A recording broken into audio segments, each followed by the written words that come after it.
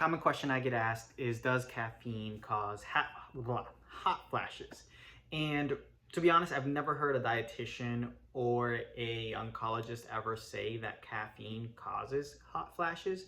However, myself and many other providers have heard that there are some patients who do find that there is an association between caffeine and hot flashes.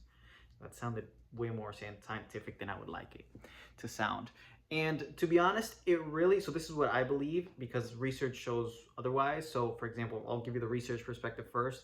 There are some studies that show that caffeine can affect hot flashes, but at the same time, there's many others that show that it doesn't affect hot flashes.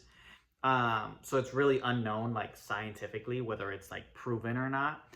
Now, from a provider perspective and somebody who's like listened and worked with other providers, we also get mixed reviews. Some people say that yes, it does affect hot flashes, and some people say no, it doesn't affect hot flashes. So here's what I believe. I believe that it actually all depends on how sensitive you are to caffeine. So for example, myself, if I have 100 milligrams of caffeine, I am wired. My wife is actually even way more sensitive than I am. If she takes 100 milligrams of caffeine, her heart rate shoots through the roof. In theory, caffeine is a stimulant that actually increases your heart rate. So in theory, it would make sense that it would affect, a response within your body to cause hot flashes. However, I also know people who can take 100 milligrams of caffeine right before bed and sleep soundly like it never affected them.